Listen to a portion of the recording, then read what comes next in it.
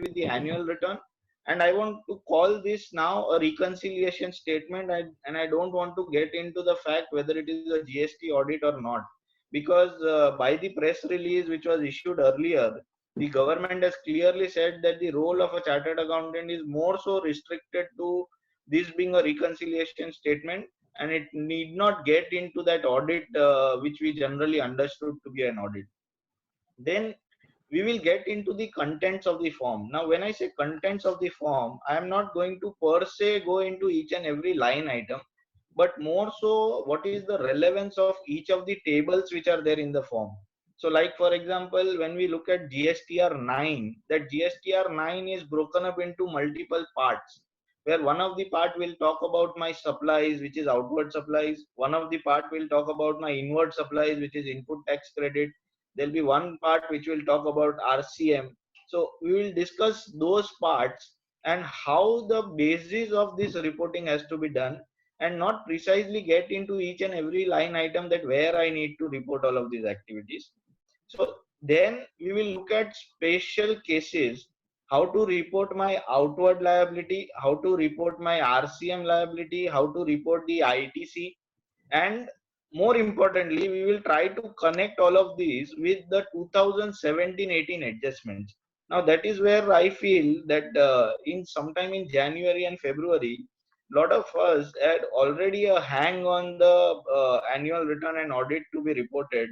But when it now comes to 18-19, the first issue which is cropping up in everybody's mind, it what is going to happen with respect to 17-18 transactions which were pushed to 18-19 when we did that 17-18 audit. So we will discuss each of these activities with respect to outward supplies, with respect to RCM, with respect to ITC, with practical cases, and see how the reporting is going to work. And lastly, I've just put down a small checklist which can be useful for us by doing that annual return. So starting with the discussion on the legal provisions. So the legal provision states, which is the section 44 of the GST Act, it says every registered person is required to file an annual return for every financial year in such form and manner as may be prescribed. So except for four people which has been listed down in the presentation, which is the input service distributor, any person paying tax under section 51 or 52. So when you look at 51 and 52, it basically talks about the TDS and TCS provisions under GST. They have been made applicable to specific kind of people who are registered only for the collection of these taxes. If somebody is covered by that, then in such cases, you are not required to file the annual return as far as section 44 is concerned. Similarly, we have cases where people are registered as a casual taxable person or a non-resident taxable person.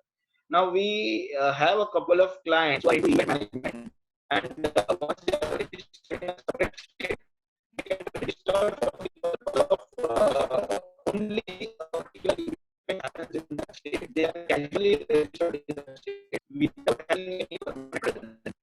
These people, even though they are registered, they are not required to file an annual return.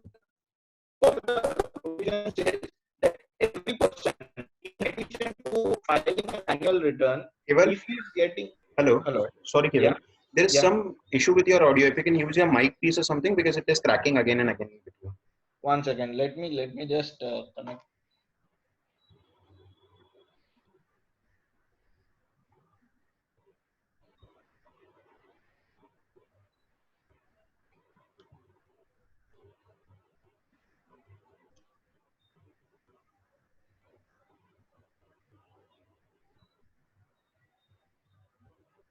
Just give me a moment. I'm connecting to another internet.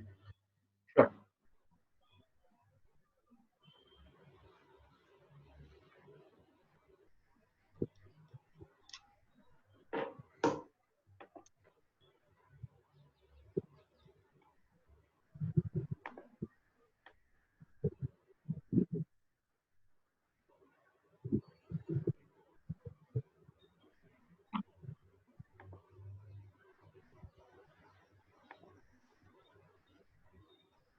Rishi, just confirm if it is audible now. It is audible. Yeah, and Rishi, I'll prefer to now stop the video because then there will be further internet issues. Okay, Yeah. Yeah. no problem, no problem. So what we were discussing is the annual return. In addition to filing of annual return, Section 35(5) also prescribes a certain limit. If your aggregate turnover goes beyond that particular limit, then in addition to annual return, you are also required to file or submit the copy of your Screen audited divided accounts into family and possible. also the reconciliation statement which is there in Form 9C. So then we go to Section 35(5). 35(5) says every registered person whose turnover during a financial year exceeds the prescribed limit, then he shall get his accounts audited by a chartered accountant and submit the copy of audited accounts and also the reconciliation statement. Of course, this provision does not apply to a government department, especially a state department, it is already done by CAG. So if you are having a department and who is already being conducted a CAG audit, then he is not required to conduct the annual the GST audit. Now, if you look at both of these sections, they somewhere refer to that a prescription is required in what manner and at what time the so that prescription has been provided under Rule 80 of CGST rule, which says the annual return is required to be filed in Form 9. So every person is required to file an annual return. There are types of dealers who are required to file Form 9A. There are certain people registered as an electronic commerce operator. They are required to file Form 9B. This is nothing but just a prescription of a form in either 9, 9A or 9B. In addition to that, as we discussed, there is a need to file the reconciliation statement in Form 9C. The provision says all assessee who have an aggregate turnover in excess of 2 crores, they are required to file, in addition to Form 9, they are required to file something called as 9C. Now, specifically for the year 1819, there was a provision which has been added, a proviso which says for the year 1819, we have to look at 5 crores and not just 2 crores.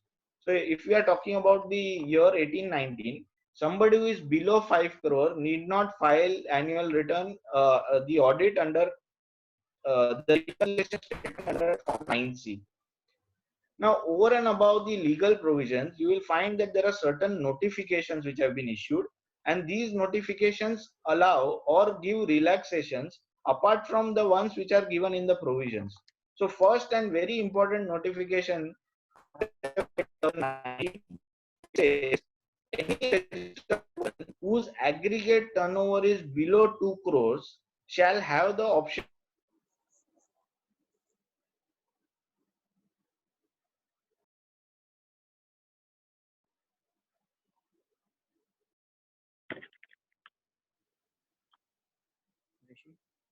Hello, Keval. Keval, you there? I suppose Kyoga is connected.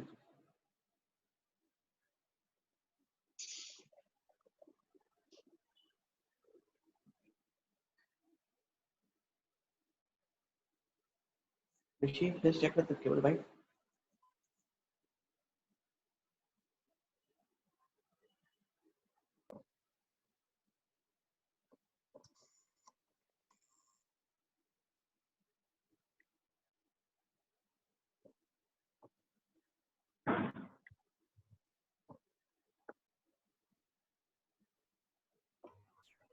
Hello.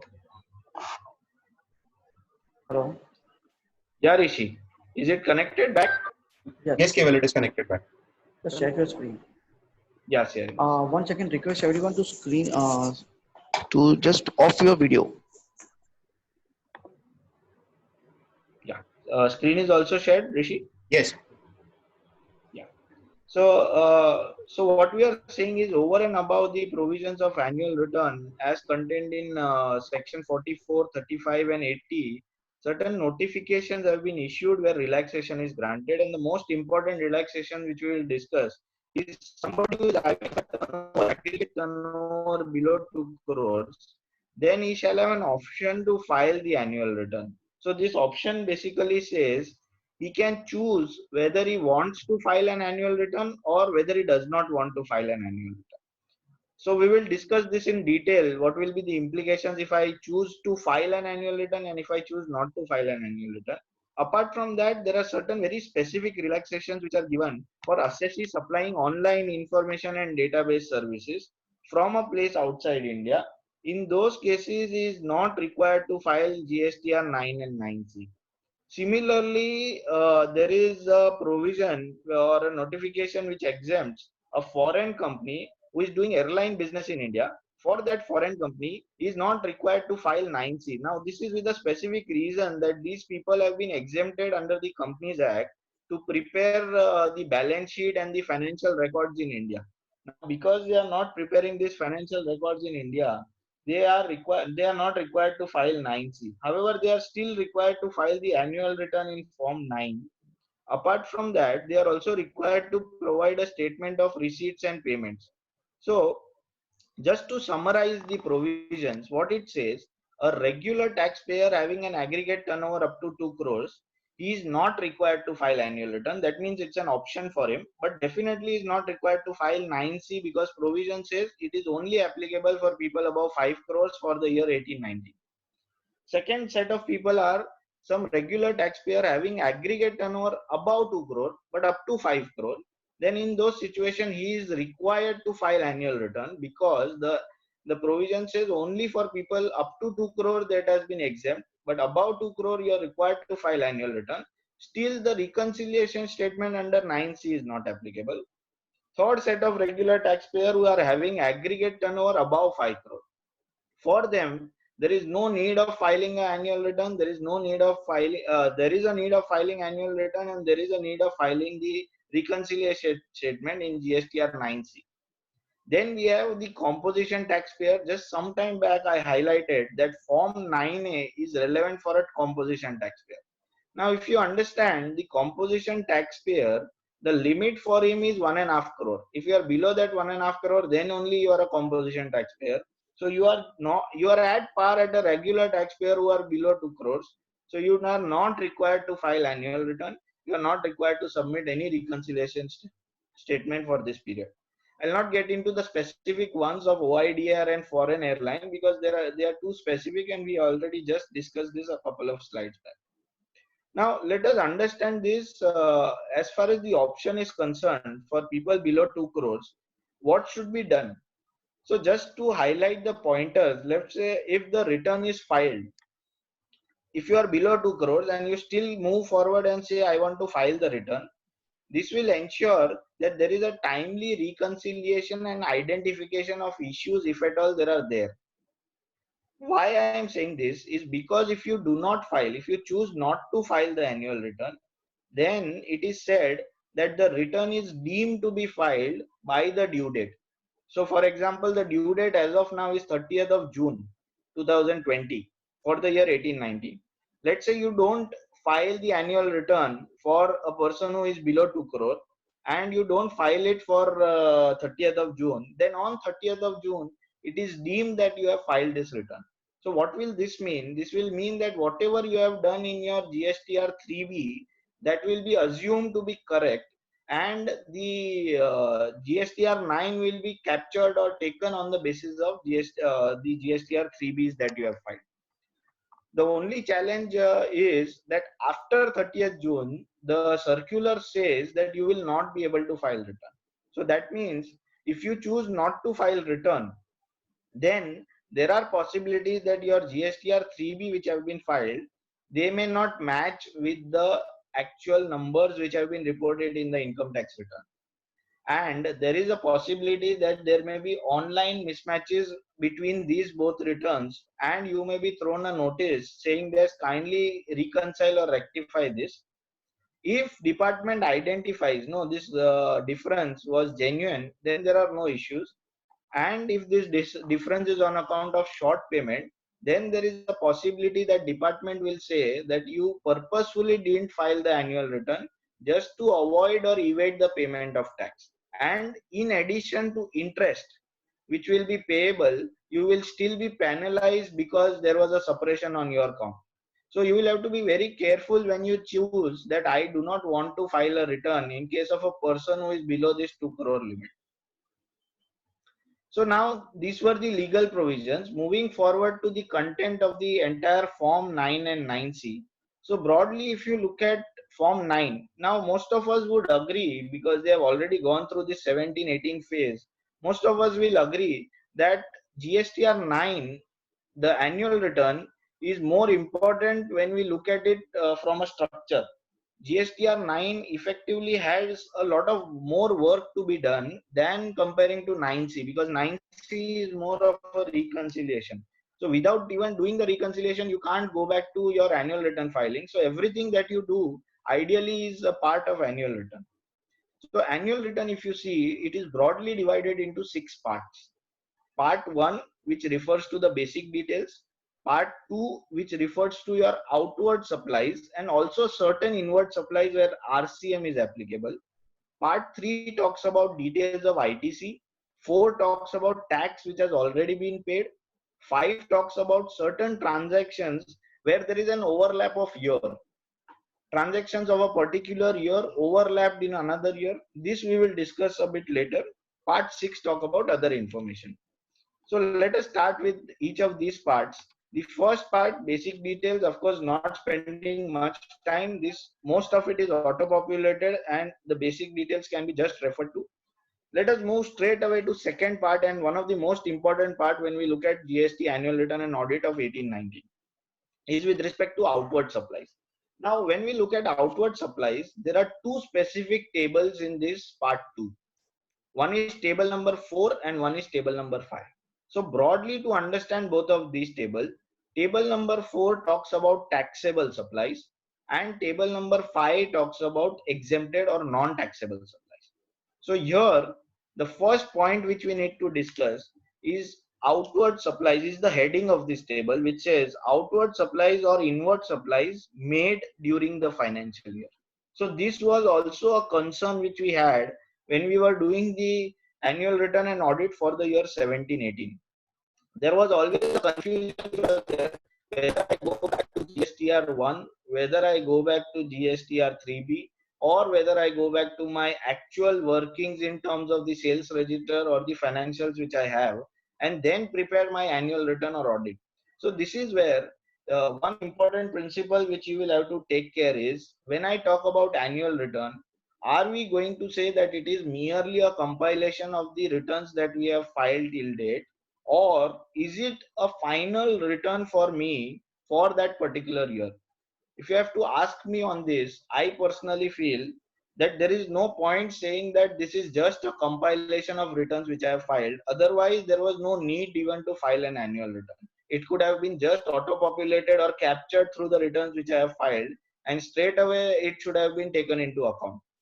But because there is a separate filing which is required, it would mean that this is actually another option or a last option for me to file the annual return and to disclose the actual numbers which are there as a part of my sales register or as a part of my financial statements, and then I move forward in filing this. This important principle has been highlighted. You should refer to the press release which is issued by the CBIC. One is dated 3rd of July and the second is dated 4th of June. Both for the year 2019, both highlights this principle, is that you will have to actually identify the correct workings and based on that see whether it has been correctly paid or not paid. If correctly paid, then your answers will be same, that your returns and workings will match. But if it is not correctly paid, you will have to give effect to that corrections in the annual return to be filed. Now in this table number 4, you will find that the detailed breakup of each of these activities is required. That B2B supply, B2C supply, whether it is export with payment, whether it is SEZ with payment, advance, deemed advance or deemed export, inward supply on which RCM is applicable. So even that creates a liability. So therefore that also is required to be accounted here. There is a separate disclosure with respect to debit notes and credit notes also, which is required in table number 4. Now what had happened is, when all of these annual returns were being filed for the year 2017-18, there were a lot of apprehensions and challenges which were faced by the chartered accountants as well as people filing these annual returns. Then there were a lot of relaxations which were asked by the chartered accountants or all of these people filing this annual return. And a notification 56 by 2019 was issued where these forms were amended and a lot of cells in these forms were made optional. So we will discuss against each of these para or table what points have become optional, and let us understand this. So if you look at table number 4, you will find that most of the figures are auto-populated from GSTR1, but it can be edited. So you will have to be careful whether you want to stick to those numbers which are flowing from GSTR1 or whether you want to put the actual numbers as mentioned in your sales register or final working. As I said, my particular view would be I would want to consider this annual return as my final return, and I will make all necessary corrections which have been wrongly reported in my earlier returns, and I will stick to sales register. I will edit those numbers and I will put the details based on the actual number. One of the relaxation which has been given in that notification which I just highlighted is this reporting can now be done net of debit notes and credit notes. So I need not report the debit notes and credit notes separately. I can directly punch in the net figures above and there will be a correct disclosure to that extent. Then comes the second table, which is details of outward supply, which is not taxable. So here, if you see broadly, the breakup is something like this. Something which is taxable goes back to table 4. Something which is not taxable comes to table number 5. Now, when I say not taxable, it will include all species of not taxable items. Like for example, there is an exempted supply. For example, there may be a nil rated supply. Some supplies will be a non-GST supply or a no supply like schedule 3 item where there is no tax which is payable. Even exports where you choose not to pay tax will have to be reported under this particular column. So exports you will have to be careful that if you are paying tax on these exports, go to table number 4. If you are not paying tax on this export, then stick back to table number 5. Here again, you will find that most of the tables have or most of the figures are being auto-populated from GSTR1. But again, these are editable. So my personal view on this would be you will have to go back, look at your working, and based on your working, you will have to report these numbers. The reporting can be done net of debit note, credit note here also. Like we had in table number 4, here also that netting off is possible. At the same time, there were a lot of representations which were made that when we are talking about exempt, when we are talking about nil, when we are talking about non-GST items, there were a lot of overlaps which were being visualized. So what that notification 56 by 2019 said that what you do is you club all of these exempted, nil, non-GST and straight away report everything under exempted category. Even if you don't give that bifurcation, that is still fine. So this is another relaxation which has been provided in table number 5. Now that was as far as part 4 is concerned. Now I am parking this particular point at this time. What we will do is we'll club 2 or 3 items and then reconcile and discuss all of 3 items together. Next particular part of this table which I want to highlight is part number 4. Details of tax paid and declared in the returns during the financial year. Here there is one fundamental change which is there. It talks about 2 things. Details of tax which is payable, details of tax which is already paid, and the payment can be either through a cash ledger or the payment can be through an electronic ledger. Now if you look at this particular table, there are 2 things which have to be very important in here. One is tax payable, which will have to flow from table number 4. Why I am saying table number 4 is because table 4 talks about taxable supplies and table 5 talks about non-taxable supplies. So any liability that you show in table number 4, that same figure has to come out in table number 9 as your tax payable. When I talk about tax paid, interestingly, there is a bigger challenge here which says tax paid will be auto-populated from the GSTR 3B that you have filed, and more importantly, this will not be edited. So this is going to be one of the challenge that you are going to face, that whatever tax has actually been paid in 3B of 1819, that payment will not get reflected in that table number 9 tax paid column, and therefore you will have concerns where your 1718 tax payment is done in 1819 or 1819 tax payment is done in 1920. So this is going to be an case where you will have to see what position to take, because this tax paid is taken from 3B of 1819, where 3B of 1819 may have multiple facets itself to it. So we will discuss a bit later how to take into effect all of these. For something which I highlighted, that the payment is reflected only pertaining to 1819, 3B of 1819, there may be certain payments of 3B 1819 which were made in the year April 2019 to September 2019. That is the subsequent period, the subsequent 6 months from the completion of the year. Now here it is important that this part 5 which has been there, which has been taken into account specifically for these transactions where the payment was done subsequent to the closure of the year. Now what is the impact of this? What they say is, any supplies or tax that you have declared through amendments, that is net of debit notes, will be reported in table number 10, and any supplies which are declared through amendments net of credit notes, which will be declared in table number 11. What is the distinction between these two is, table 10 talks about any liability of 1819 reported in April 2019 to September 2019 3B, whereas table 11 talks about any excess payment or a credit note pertaining to 1819 which has been adjusted in the period April 2019 to September 2019. So broadly speaking, something which enhances my liability becomes a part of table number 10. Something which reduces my liability becomes a part of table number 11.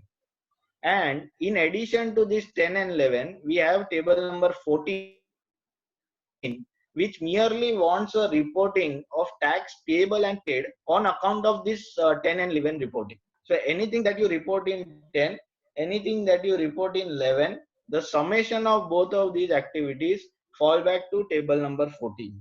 Now, what we will do is we'll try to just reconcile all of these items now. So we talked about table 4, 5, 9, 10, 11 and 14. Now when I talked about 4, I said it is talking about taxable supplies made during the financial year.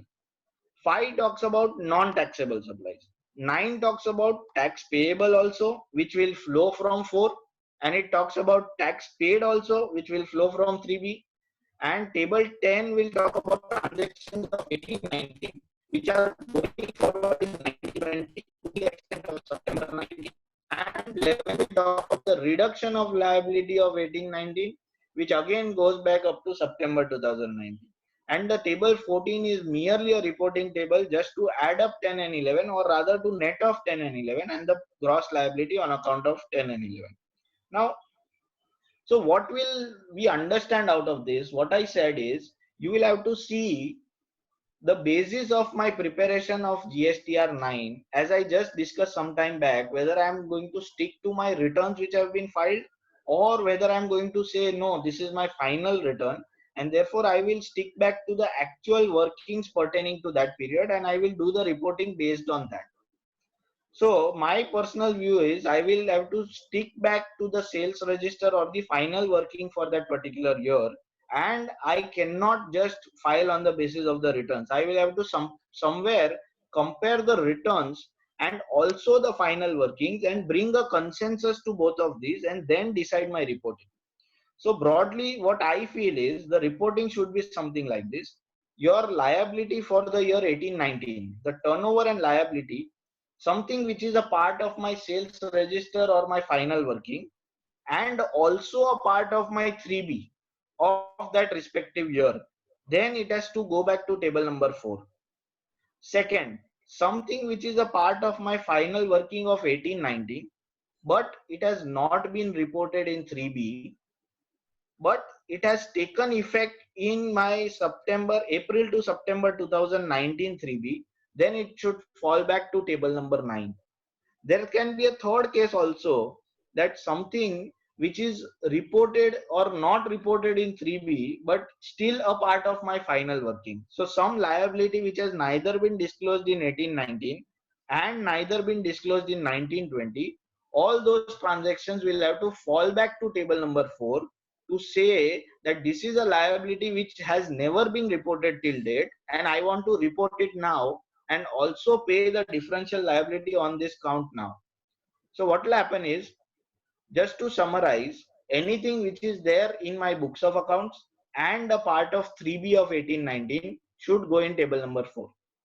Anything which is a part of my books of accounts and reported in 1920, I am talking about 1920, but it will be restricted only to April to September 2019. So anything which is reported up to April to September 2019, that will fall back to table number 10. And third, anything which is there unreported and there in my books of accounts, that will have to fall back to table number 4. Then we come to table number 5.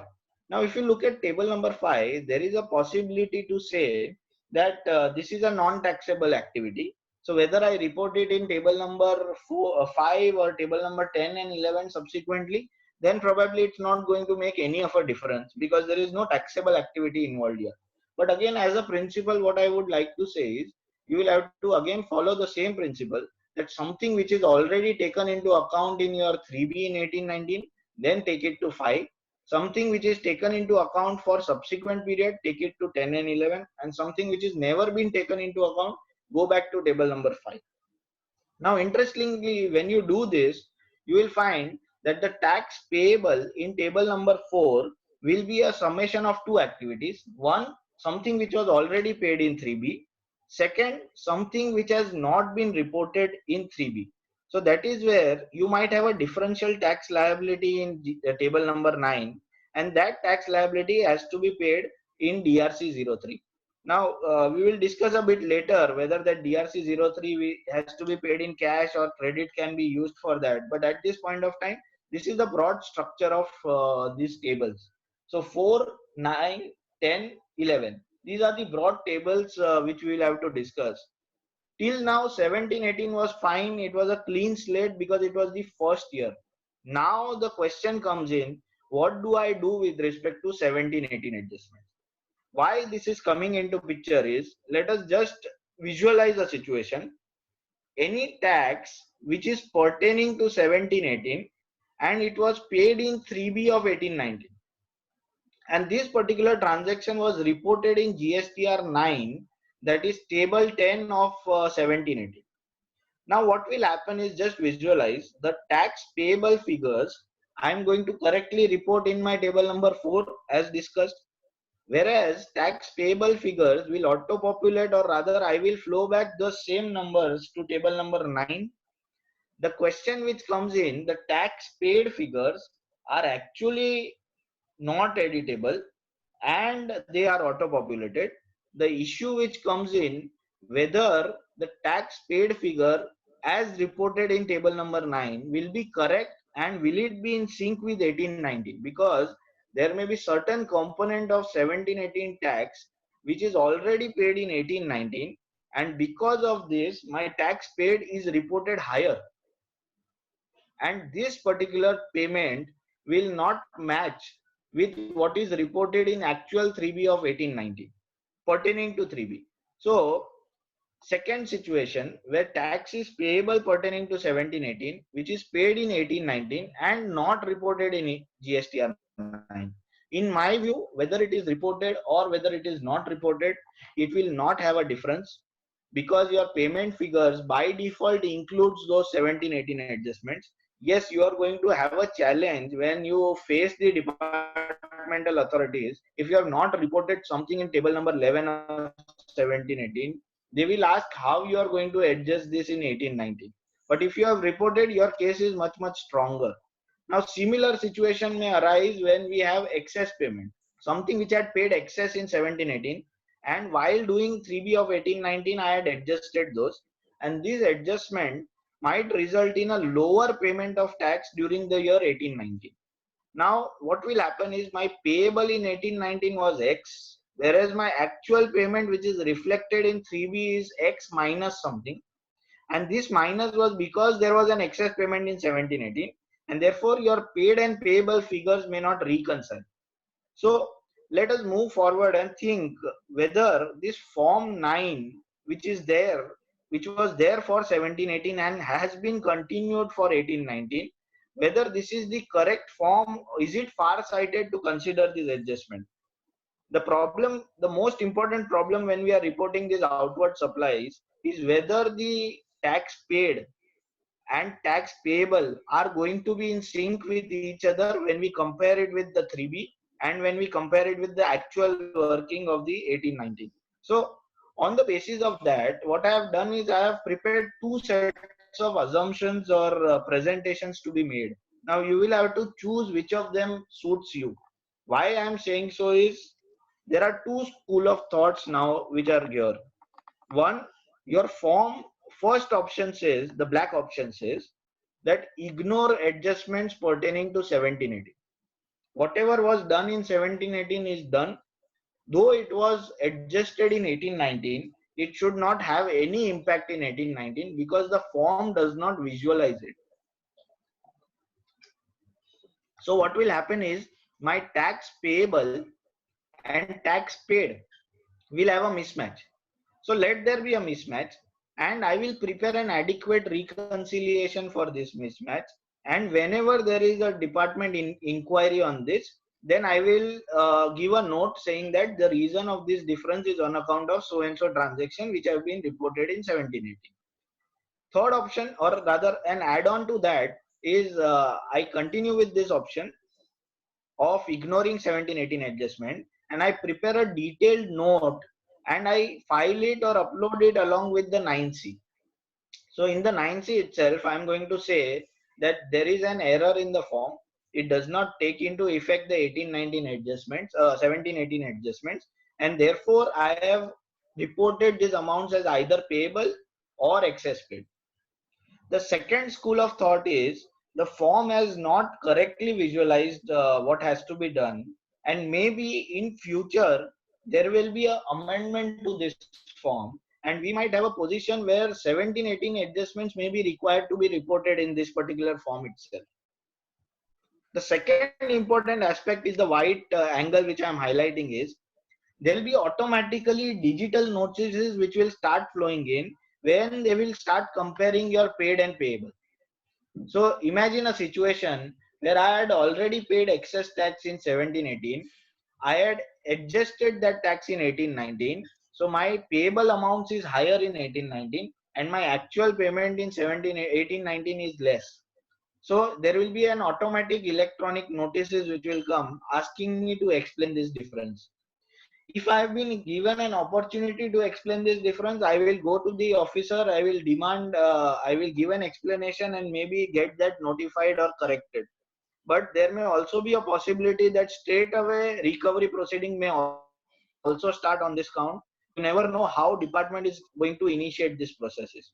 So what I have done forward is I have taken certain case studies and I have tried to give both the options, the black one as well as the white one, which is going to suit you. You will have to decide for yourself, and then at the end probably I'll just highlight which one I feel is the more preferable option out of these two. So let us take practical cases as far as the outward supply is concerned. So a very simple case to start with, my 3B turnover is 1 lakh, 18,000 tax. My GSTR1 turnover is 18,000 tax and 1 lakh turnover.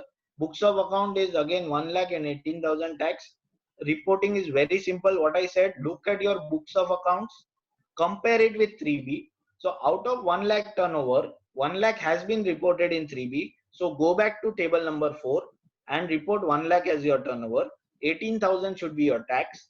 This tax will flow as payable in table number 9, which is 18,000 tax payable, and the tax paid will automatically flow from 3B, which is 18,000. So everything matches, nothing to worry. Second case, just twisting this particular example a bit, My books of accounts continue with 1 lakh as my turnover. My 3B in the year 1819 had only 80,000 being reported. Balance 20,000 has been reported in subsequent 6 months. So my turnover in 3B for the year 1819 is only 80,000. Some portion of that 1819 as going back to 1920.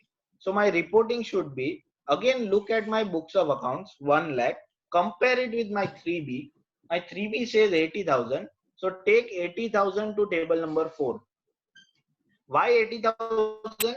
Because 20,000 has been reported subsequently, and there is a specific table number 10 which asks you to report that additional 20,000. So 80,000, the corresponding tax of 80,000, that is 14,400 will go as tax payable in table number 9. That will match with tax paid, and table number 10 will show an additional liability disclosed in subsequent period to the extent of 20,000, 3,600 being the tax. As I said, table 14 is nothing but a reporting of 10 plus 11 or 10 minus 11, and 3,600 gets reported in table number 14. Third situation, we talk about an excess payment. So my books of accounts again continue to be 1 lakh. My financial year 1819 3B, I have reported 1,20,000, and the balance 20,000 which I had reported extra, I have adjusted that in subsequent 6 months period. So there is a negative 20,000 impact in the subsequent period. Here what will happen is, here again I start with my books of accounts. I compare it with 3B. You will find that 1 lakh is something which is matching, but at the same time 20,000 has been paid in excess, and there is a separate place where I need to report this 20,000. So therefore my reporting in table number 4 will have to start with 1,20,000, and the payable of that 1,20,000 which will flow back to table number 9, and the tax paid on that count will also match along with 3B. Here, because there is a negative impact or a negative adjustment of tax, then table 11 will have to report this 20,000, and 3,600 will have to be tax paid. Because this is a negative impact, table number 14 will show negative 3,600. However, as I understand, this particular form does not take into account the negative figures in table 14. So that is where probably you can mention that as 0. Next example, before we move on to 17-18 adjustments, here let's take a situation where my books of accounts is 1 lakh and 3B is 80,000. So balance 20,000 is not reported at all. We have forgot to report this balance 20,000. So what will happen is, first look at your books of accounts, compare it with your GSTR 3B. So you will say 80,000 should go to table number 4. Now what about balance 20,000? If balance 20,000 was already taken into account in April to September 19, then it should go to table number 10. But because that has not gone into table 10 or not accounted in that particular period, you will have to fall back to table number 4 for unreported transactions. So that is where 80,000 plus unreported 20,000, 1 lakh should go to table number 4. Corresponding tax of 18,000 will flow to table number 9 as tax payable, and finally the tax paid, which will be auto populated as 14,400 from 3B. Here you will have to file DRC 03 saying that there is a shortfall of payment of tax of 3,600 rupees. The question which is coming is whether this DRC 3 needs to be filed and paid in cash, or this can be paid through credit. Now, where this particular point is coming is, at the end in GSTR 9C, there is one line which is mentioned to say that DRC 03 has to be paid in cash only. Now, that is where this is creating a challenge. If you look at the law, the GST law nowhere says that DRC payment should be made in cash, or there is no restriction to that effect. Therefore, legally, I feel that either you choose a payment by cash or a payment by credit. That would be a correct method of payment. Only point of contentions which can come in future is, let's say this liability pertains to 1819 and you never had a credit in the year 1819 as a unutilized part. and this credit belongs to 1920. These cases there may be an issue. Otherwise, I don't see an issue of payment of DRC03 by credit. Now let us bring in those 17-18K adjustments. This is where the challenge starts, and this is where I want to bring in the multiple options which I was highlighting just some time back. So first option, let's take the case study first. Here the case study says my books of accounts is 1 lakh. My books of accounts is 1 lakh. My 3B has reported a turnover of 1,40,000. Now, why this 1,40,000 was done? Because there were certain adjustments of 17-18 which got reported in 3B of 18-19. So, practically speaking, this 1,40,000 which is there in 3B represents two parts. One part is your books of accounts of 1 lakh. The second part is 17-18 liability taken in 18-19. So, as I said, here you have two options. When I say two options, let us start with the first option saying ignore 17-18. So as I said, there were black and white option. Go with black option. Say ignore 17-18. What will now happen is I will look at my books of accounts. I will compare books of accounts vis-a-vis 3B of 18-19. I will say 1 lakh of my accounting turnover has been reported in 1 lakh as 1 lakh in 3B because 40,000 does not belong to 18-19. So 1 lakh goes to table number 4. Corresponding tax liability of 18,000 goes back to table number 4. Same will flow to table number 9 as tax payable. And when you compare this with tax paid, you will find that there is an additional tax of 25,200 which is showing because it is auto populating from 3B. So here you will find a situation where your tax payable and paid will not match, and there is a possibility of an excess payment of tax which is there. Second option which I highlighted earlier is I am going to give effect to something which was there in 17-18 and taken into 18-19. So I'm not saying every adjustment of 17-18 has to be taken here, but something which was done in 18-19 that at least should be added back to that particular provision. So here what will happen is you will have to consider this as, let's say I have to consider 17-18 adjustments also. Then what I will do is I will again start with my books of accounts. I will compare it with 3B. Here 1 lakh matches only for 18-19. Thereafter I will check what are the 17-18 adjustments done in 18-19. So if I find that 40,000 worth of turnover was added to 18-19 3B because it was short reported in 17-18. So here there is an option to say that I will add back that turnover to table number 4. Why? Because that liability and tax payment is also adding back in table number 9. Just to match the tax payment which is there in table number 9, I add back this to table number 4. Second impact of this will have to be flowing in table number 10 or 11, which will say that this will be a reverse impact of what you gave in 17-18 GSTR 9. So what will now happen is I reported something of 17-18 also in 18-19 as a part of table number 4, and I will have to remove that component of 17-18. To remove that component of 17-18, I am giving a reverse impact to that in table number 10 or 11. So that is the second manner of reporting where you will find that my turnover reported will be 1,40,000. 25,200 will become my tax liability. That will go back as a tax payable. That will match with the tax paid, and the corresponding 40,000 of 17-18 will be reported in table number 11. So why 11? Because this is going to effectively reduce or reverse the effect which was given in table number 4, and it will be reported again back in table number 14 as a negative effect of 7,200. Let's take second situation where again my books of accounts is 1 lakh. My 3B turnover is 1,20,000, where 40,000 pertains to 17-18 and 80,000 pertains to 18-19. The additional 20,000. Now, if you see, my books of account is 1 lakh and my 3B for 18-19 is only 80,000. So balance 20,000 was given effect in April to September 2019. So again, how do I reflect this? Again, going back to option number 1, saying that first I want to ignore 1718. So my 3B is only 80,000 because I have removed 40,000 of 1718 adjustments from 1,20,000. So 80,000 goes to table number 4. 14,400 is the corresponding tax which goes to tax payable in table number 9, and tax paid is 21,600.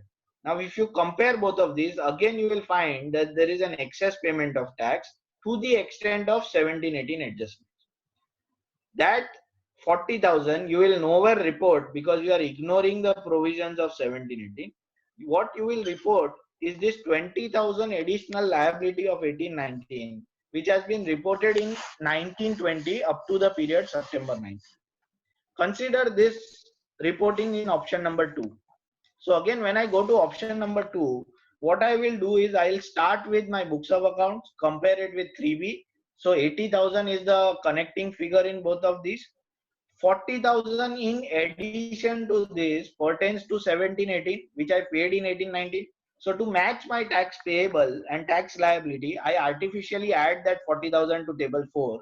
I increase the tax payable to that count, which matches with my tax paid, and I report a corresponding reverse impact of this in table number 11, that is 40,000 and 7,200. The table number 10 reporting continues as it is even in this option because 20,000 to 1819 and it was paid in the year 1920. Let's take third situation. Now, first two situation, if you see, when I ignore 1718 transaction, that is the black option, you will find that in both of these cases there was an excess payment, and therefore there was very less reason for us to worry because they will not send notices saying that why there is an excess payment of tax. That is going to be difficult. This is the situation. My turnover books of accounts was 1 lakh. I freely reported only 50,000. Why 50,000? Because in 1718 there was an excess payment of 50,000 which was adjusted against this current reporting. So therefore, I wanted to report 1 lakh in 3B, but because there was an adjustment of 50,000, I could report only balance 50,000 in 3B. Now, visualize the situation option number 1. What happens? Option number 1, I will say, first I have to ignore whatever was done in 1718, whatever was done for 1718. So therefore, what you got to do is artificially add 50,000 to this 50,000 which was reported. So my 3B of account is 1 lakh. Both of these matches. I report this in table number 4. Moment I report this in table number 4, the tax payable of 18,000 gets reported here, which goes to table number 9, and tax paid is a difference of 9,000 without the tax table. Then I am reporting tax payable and paid as different, where I am reporting that there is a tax payment which is required. Whereas we know by fact that this tax was already paid in 1718 and there was an adjustment to that count which was made. Now consider this situation if I report it in when I consider these adjustments in 1718. So here what I will do is, here I will report 1 lakh books of accounts, 1 lakh 3B. At the same time, I give an effect of 50,000 adjustment of 1718. All of these in table number 4. So my net reporting of all of these in table number 4 is 50,000 rupees, corresponding tax of 9,000, tax payable 9,000, tax paid 9,000, and now to give a reverse effect of what was done in table number 4 to the extent of 1718, I report 50,000 in table number 10 and the corresponding tax of 9,000. So these are both the options which you can visualize, and you may look at the permutations and combinations where these options may help you or may create an issue. Second last option for discussion, the turnover is 1 lakh. Again, where 50,000 pertained to 1718 adjustments, and therefore my 3B reporting was only 40,000. So ideally, my 3B reporting is 90,000 for the year 1819 and 50,000 adjustment of 1718. So net reporting is only 40,000. Additional 10,000 which I have left out of this 90,000 and 1 lakh, I realized this in April to September 2019, and I made a corresponding adjustment to that count. How will we report?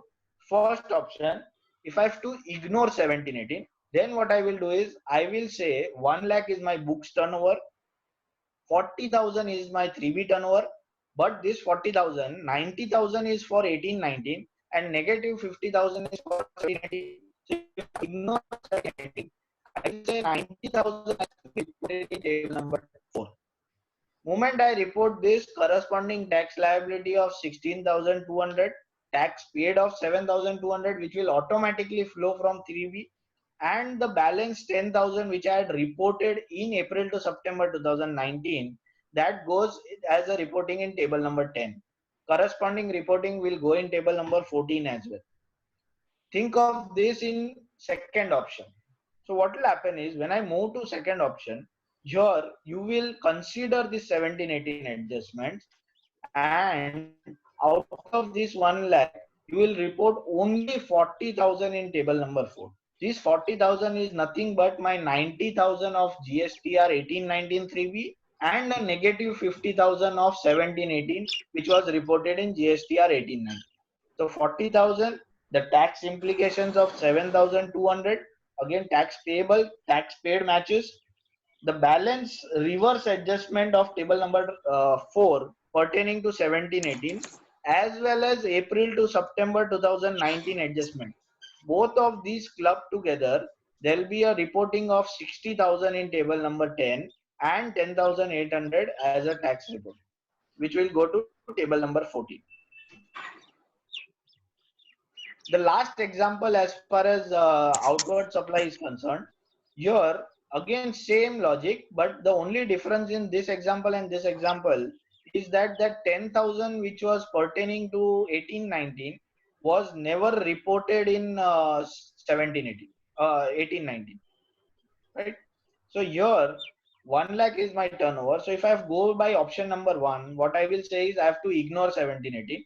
So my books vis-a-vis 3B.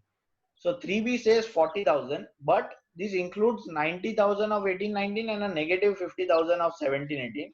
So I have to ignore 1718. So 90,000 should go to table number 4. At the same time, the 10,000 balance turnover, which was never reported in subsequent period, should also go back to table number 4 because it is unreported. And therefore, my table number 4 reporting will be 1 lakh, corresponding tax of 18,000, which will flow to tax payable, and tax paid will flow from table number 3B, that is GSTR 3B, which is 7,200, and that is where you will find that there is a liability which is showing of 10,800, but as a fact, you know that the liability is only with respect to the 10,000 which was never disclosed, and you will have to file a DRC only to the extent of 1,800 rupees. So this is going to be a challenge when you follow option number 1.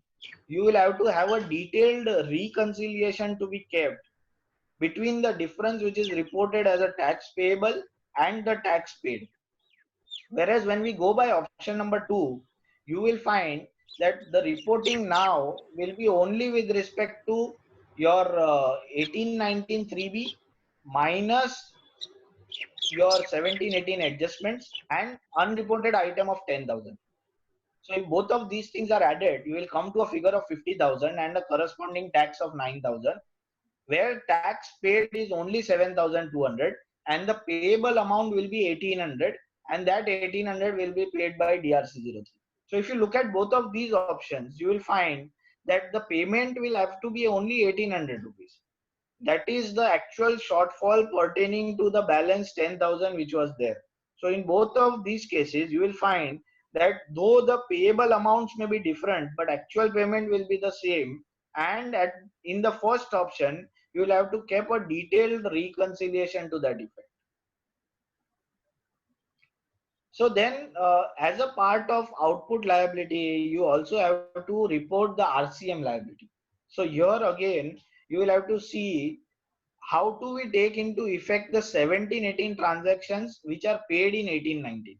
So again, here there may be a possibility that you might have reported this in table number 10 of 17-18, or you might have not reported this in table number 10. Now, if you recollect, there was one press release of 3rd of July 2019, which said that any RCM which is pertaining to 17-18 and it was paid in 18-19, then don't report it in 17-18, take directly to 18-19. Why we were not reporting this in 17-18 is because moment you take this to table number 10 or 11, there was a corresponding effect of this turnover to your taxable turnover in GSTR 9C, where the GSTR 9C never asked for a reconciliation of RCM items, but reporting in table number 10 was effectively taking these transactions into the GSTR 9C. So that is where there were a couple of options or positions which were taken with respect to RCM. So one option which was taken is anything which was paid in 18-19 will be reported as an RCM liability of 18-19 only, even if it pertains to 17-18. Second position which was taken is if it is pertaining to 17-18, then it should be reported in table number 10, but there is a turnover issue. So therefore, I will give a reconciliation or an explanation of this turnover in 9C. Third option also which a lot of people did is I will report this in table number 10 because it pertains to 17-18 and paid in 18-19. But because it is creating a turnover issue in 9C, I will not report the turnover, but I will just report the tax and the credit.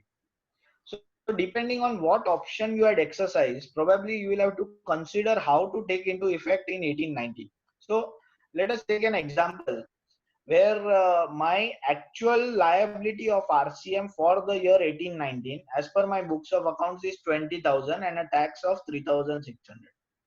Whereas my reporting in 3B was 30,000 and a tax of 5,400. Why this 30,000 was done? Because 15,000 out of this was 17-18 adjustment and 5,000 which has been left out because 30 में से 15 17 18 का है तो balance 30 18 19 का है. So out balance 15 18 19 का है. So 20 vis-a-vis 15, still there was a shortfall of 5. Take first option, saying that I will not go by the press release. I will report whichever year's liability it is in the respective annual return. So 18-19 liability है तो मैं उसको 18-19 में ही show करूंगा and 17-18 का जो भी adjustments है I am going to ignore 17-18 adjustments. So that is where you will find that now table number 4 says compare your books of accounts vis-a-vis your 3B. So my books of accounts is 20,000. My 3B is 30, but out of that I have to ignore 15,000 17-18. So my 3B is 15,000 and balance 5,000 was paid subsequently. So what I can do is I can report 15,000 in table number 4, a corresponding tax of 2,700. Tax payable will also flow as 2,700 and tax paid will be 5,400 auto populating from 3B. So again here there will be a situation where you will find an excess payment of tax. At the same time 5,000 was reported in 1920 and it was pertaining to 18-19. So therefore I report only the tax component and not the turnover component in table number 10. So that is the first option where I go by reporting as per 18-19 liability and don't affect anything of 17. There is a second option. Second option which says I give effect to 17-18 but continue with reporting of 18-19 as a liability. So therefore what will happen is my 3B will have to be 15,000 of 18-19 and 3B of 18-19 includes 15,000 of 17-18. There is a total turnover as per books as 20,000. So here my reporting will start at 30,000, which will include 15,000 of 18-19 and 15,000 of 17-18 because I am going to effect that 17-18 also. So my tax payable will be 5,400, which will match with my 3B tax payment, which will be 5,400. Irrespectively, the 5,000 and corresponding tax of 900, which has been paid in April to September 2019, will have to be reported in table number 10. At the same time, because I have given a 17-18 adjustment in table number 4, I will have to give a reverse effect to that in table number 11. Moment we do that,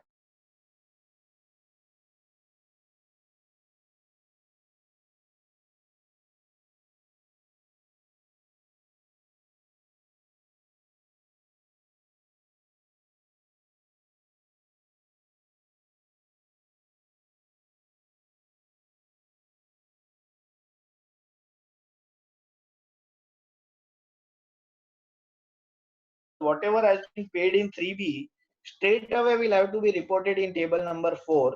The corresponding tax payable and tax paid will automatically match into that. Right? So thereafter, now do the second is ITC part. Now, as far as have discussed these options, what we will do is moment we go to 90, we will bring back these options and try to see if there is an impact on 90 or not. So next, let us look at the details of ITC for the financial year. Here, there are again three tables which have to be taken into account. One is table number 6, which talks about ITC availed in 3B during the financial year.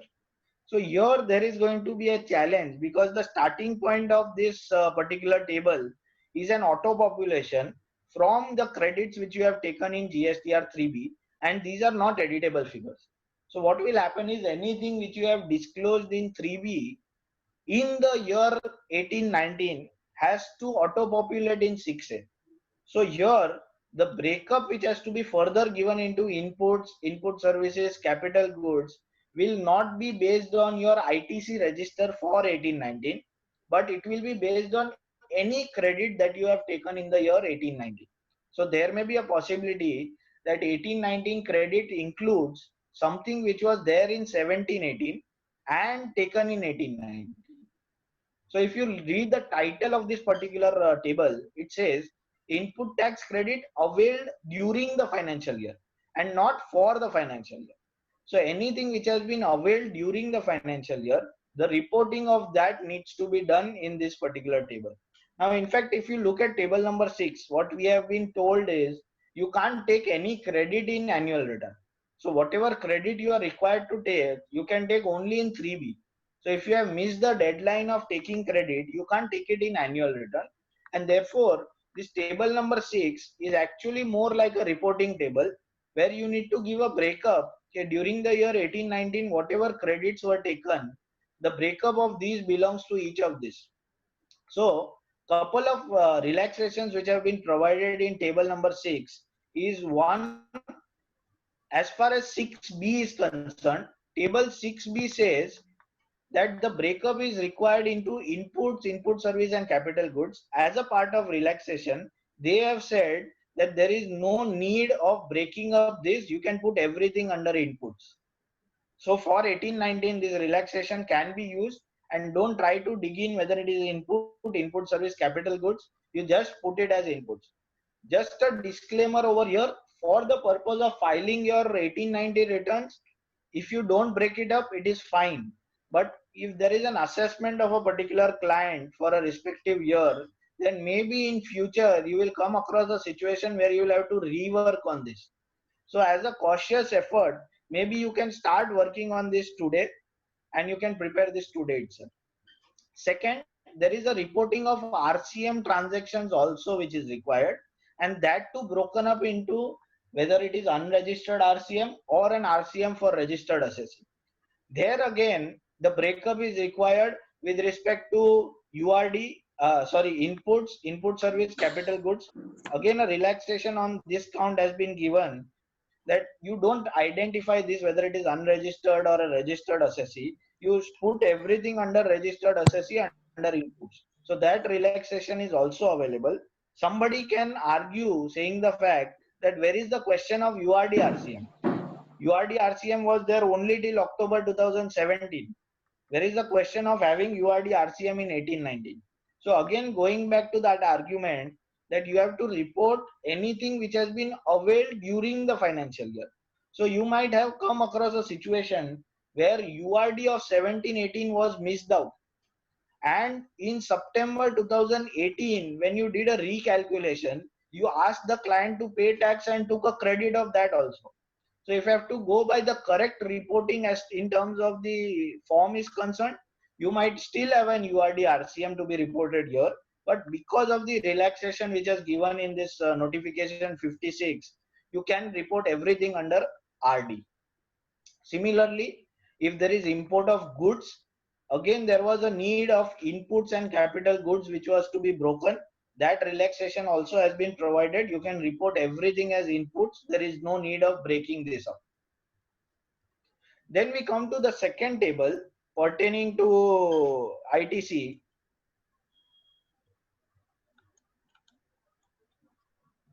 Second table or table number 7 talks about reversal for the financial year. Now again, take care of the heading which is here. It does not say reversal made during the financial year. It talks about reversals pertaining for the financial year. So here you will have to restrict your reporting only to the extent of 18-19 reversals and not pertaining to 17-18. So this is one more again an area of distinction where the reporting might be based on the actual workings of 18-19 and not based on the 3Bs.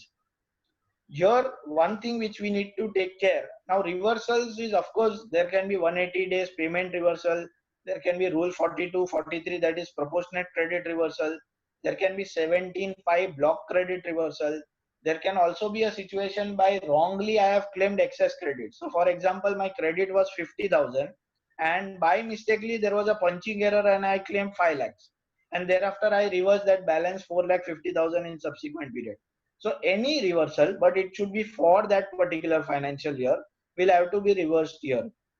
One thing, ideally these columns should have been auto-populated, but auto-population has not been happening for this particular table and therefore that aspect can be ignored. There was a relaxation which was given that you need not break up these reversals as per the columns given in table 7. You can report everything in other reversals directly. So there is one 7H which is the residuary entry. Don't break it up into actual reversal wise. You can directly report in other reversals. One only important facet which was highlighted is as far as the transitional credit reporting is concerned, that you cannot club against the other reversal. You will have to show transitional credit reversal as it is. So this is one area where you will have to go back and check whether the transitional credit which you had taken and it has been reversed in this particular year, then there is a possibility you might have to reverse. Again, the question which comes in, if I have to reverse transitional credit, whether it is a credit for 17-18 or whether it is a credit for 18-19, then you will have to see whether the reversal which you have to report, whether it will include even 17-18 transitional credit or it has to be purely for 18-19. And the second important question is something which was never reversed till date, and while conducting an audit we came across a situation that there is a need for reversal.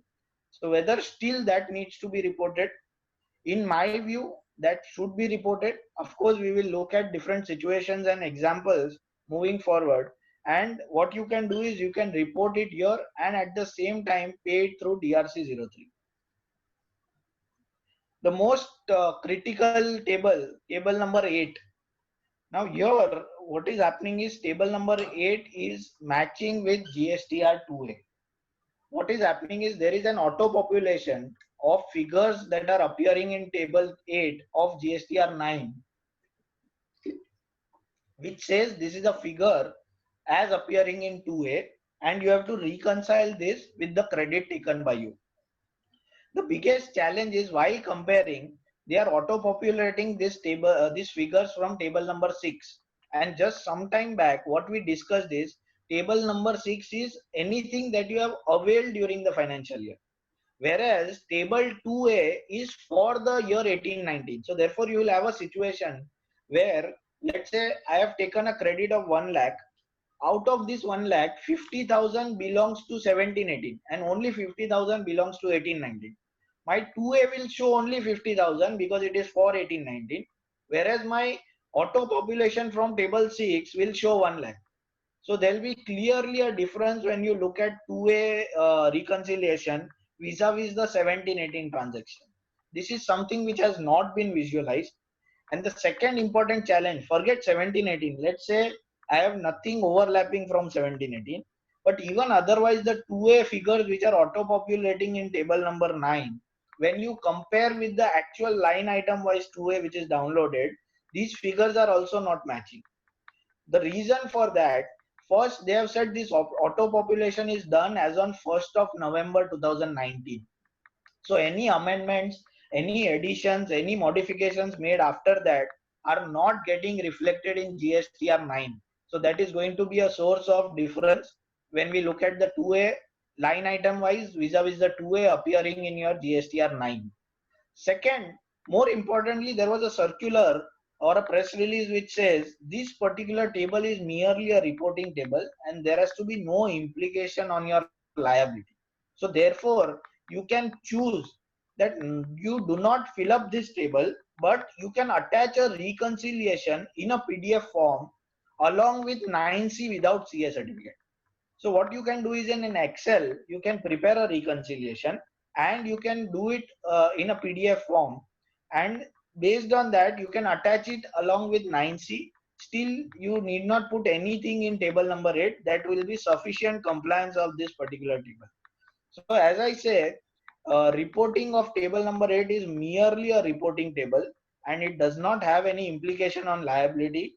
You can continue with the positions that you had taken in 17-18. Only thing which you should take care is you should probably put a note saying that this auto population which is happening from table number 6 includes 17-18 also, whereas 2A does not include. So there will be a difference to that count, as well as because the reporting is restricted to 1st of November, there can be a difference to that count. So maybe you can do an invoice level reporting and the reconciliation based on that invoice level reporting, and you can justify your claim. So personally, I would feel the importance of table number 8 is very much limited and it will have no implications as far as this is concerned. But yes, as a GST advisor, as a GST consultant, I will have to advise the clients that you will have to check your 2A. Unless the items are appearing in 2A, there is a potential risk or a liability which may come to you in future, and along with interest and penalties. So you will have to be prepared with that reconciliation statement. Like we had reporting of liability of 18-19 showing in 19-20. Similarly, we have reporting of anything pertaining to 18-19 and claimed or reversed in 19-20. Here in the instruction part, there is a mistake. I have referred to 17-18 and 18-19. It should have been any ITC pertaining to 18-19 and which have been claimed or reversed in 19-20. Then the reporting should come in table number 12 and 13. Again, the bigger challenge or the bigger problem that we have is how do we tackle with 17-18? Because ITC of 17-18, which is claimed in 18-19, will be auto-populated in 6A. I don't see any option but to give a breakup for that in table number 6. So you will have to give details of even 17-18 items which are auto-populated in 18-19. Second, ITC of 17-18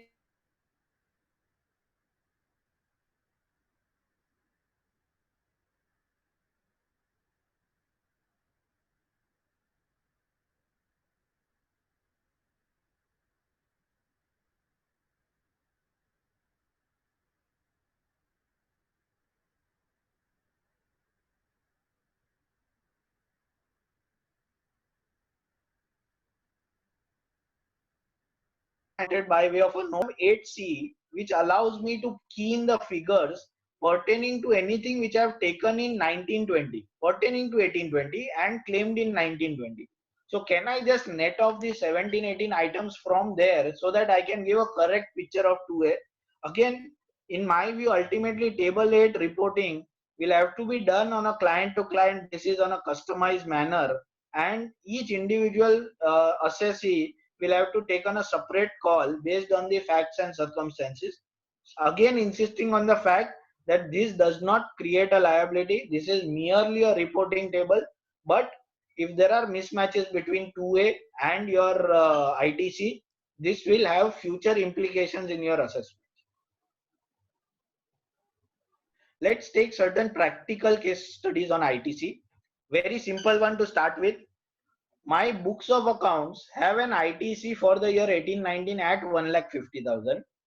My 3B, I have claimed only 1 lakh, and out of this 1 lakh, 30,000 pertain to 1718 only. So effectively only 70,000 is pertaining to 1819 and claimed in 1819.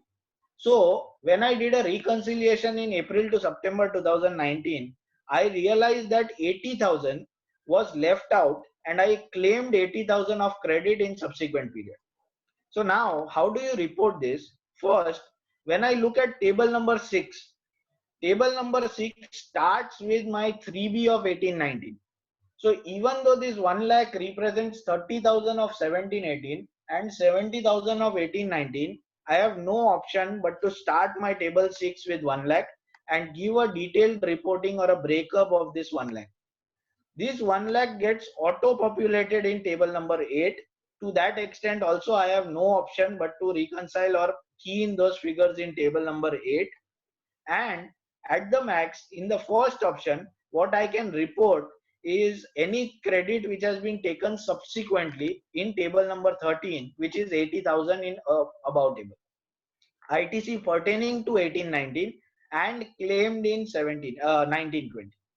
The second option which has been shown over here is I want to give effects or reverse effects of 1718 transactions also, like we discussed in outward supply. So we talked about the black option and the white option. So first option we said ignore 1718 because that is already dead. Second option we said no, I have to give reverse impact to all of that which was done in 1718.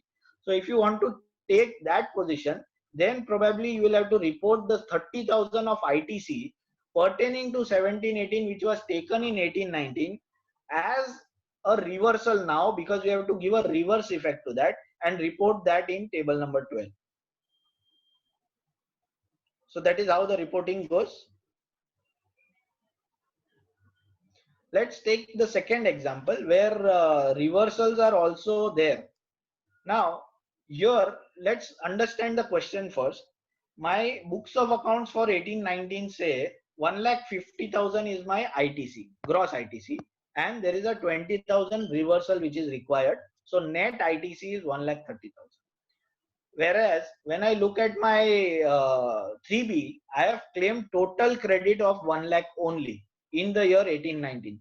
These 1 lakh represents 30,000 as 1718 and balance 70,000 for 1819. Whereas the 80,000 balance which was pertaining 1,50,000 minus 70,000 already claimed in 1718, the balance represents 80,000 has been claimed in April to September 2019. At the same time, there was a reversal of 20,000 for 1819, but my 3B made a reversal of 30,000. Why 30,000? Because 10,000 was pertaining to 1718 and 20,000 was pertaining to 1819. So these are the figures which are there as far as the question is concerned. Now let us look at the reporting option. The first option is the black option, ignore 1718. So what will happen is first table number 6 will auto populate from 3B. I have taken 1 lakh irrespective of whether it is 1718 or 1819. I will have to give a breakup of 1 lakh. Table number 7, I have to look at reversals. That reversals will be 30,000 total reversals made in 1819 irrespective of whether it is for 1718 or for 1819. Then comes table number 8. Table number 8 is again auto population from table number 6. So I can't really do anything but just pick up the figure which is appearing. Table number 13 talks about the the input tax credit pertaining to 1819 claimed in 1920. So this is how the reporting will flow. This is how the reporting will have to flow. The second option is I will go back to the reporting and give effect of 1718 items also. So here what will happen is the second option says table number 6 I have no option but to stick back to 1 lakh, whereas table number 7 now says it is only for the financial year. So if the reversal made in 3B is 30,000 and there is a reversal of 17 also, which is 1718 also, which has been taken effect here, I will have to remove that and I will have to report only something pertaining to 1890. So therefore this reporting can change from my 3B reporting to actual reporting of reversal to 20,000. My table number 8, of course, all of these examples we will look at from a 9C angle also. What are the implications to that? Then table number 8 is an auto population from table number 6. Here in the second option, I have decided that I want to give effect to 1718 items also.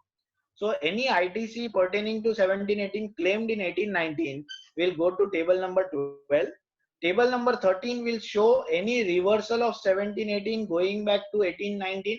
At the same time, any ITC pertaining to 1718 claimed in 1819. So here again, it will be a summation of two items and you will have to keep a separate reconciliation of each of these figure in a subsequent case. Let's take third option. Third option is I stick back to what is there for the financial year and I don't give any effect to that. So here what will happen is my ITC will flow directly from 3B. I have no option to stick to 1 lakh. Table number 7 I will report only 20,000.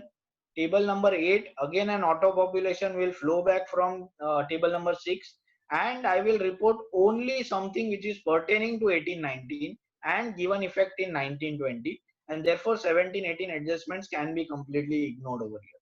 So out of these three options, again you will have to see which one suits best to you. In my view, the third option which has been provided here is appearing to be the most correct option, because first, starting with whatever you have availed, you are giving a breakup, and second, you are giving effects only to the 1819 transactions and somewhere ignoring the 1718 effects. Because whatever 1718 effects were required, you have somehow or the other given in your 1718 audit or annual. As far as other information is concerned, I'll not spend much time because I am already over scheduling my time. Table number 15, which talks about refund and demands during the year, again made optional for the year 1819. You can ignore not to fill, you can avoid filling these details and file the annual return. Same goes with table number 16. Same goes with table number 17 and 18, the HSN wise summary. All of these things have been made optional, and therefore these aspects can be ignored. Now moving to 9C, if you look at 9C, there are two parts to 9C. One is a reconciliation portion, which is part A. Second is a certification portion. The certification is also divided into the person conducting an audit is the same person who did the audit under the another law, and second is somebody else doing the reconciliation who had not done the audit. Certifications, again, this is the same what we had in 1718. So not just taking too much efforts or time into this. One thing only which you need to be sure is you are certifying that the books of accounts, records and documents as required under GST have been maintained properly by the client. So you should be sure that section 35 read with rule 56, there are certain things which have to be kept ready by the client, and you will have to ensure that these documents are ready and made available whenever there is a departmental inquiry or any inquiry in that. Let's move on to 9C. Now if you look at 9C, again there are four major reconciliations which have been talked about, and here we will try to link what we saw in 9 vis-a-vis 9C, that if we take different positions, how it is going to impact the reporting in 9C.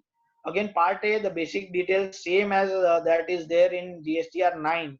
Nothing much, just to refer point number 4, saying that are you liable to audit under any other act. So here you might give reference to income tax law, or you might give to a reference to the Companies Act, wherever you are liable to get your audit conducted, and based on that report it over here. The next table number 5, talks about reconciliation of turnover. So reconciliation of turnover is broadly into two parts. One, which is a total turnover reconciliation, and then table number 7, which we look later, is a taxable turnover reconciliation. So broadly, if you see, what will happen is here you have to compare your books of accounts vis-a-vis the turnover reported in the annual return. Here you will find the adjustment with respect to certain non-accounting items, or rather accounting items and non-GST items, I would say. Like we have a concept of unbilled revenue, or a provision which we make at the beginning of the year and the end of the year. Similarly, you will have advances. Advances are not taken to your turnover and appearing in balance sheet. Therefore, this will also have a plus minus effect. There will be deemed supplies. Deemed supplies means where it is deemed to be a supply even without a consideration. So if there is no consideration, probably there will be no accounting of turnover which will be made, and therefore all of these adjustments, I'm not going much into detail of these because we have already done this in 17-18 and there is no change with respect to this.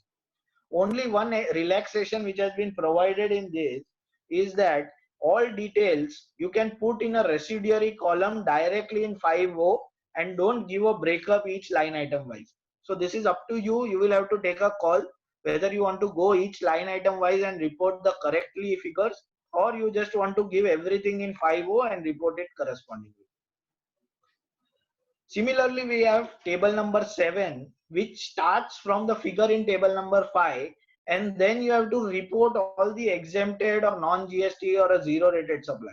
So like in table GSTR 9, we had table 4 which talks about taxable items, and then we had table 5 which talks about non-taxable items. Similarly, the table number 7 which we have here is with respect to the non-taxable item. So more so, you will find that these figures may match with a lot of table reporting which you have done in GSTR 9.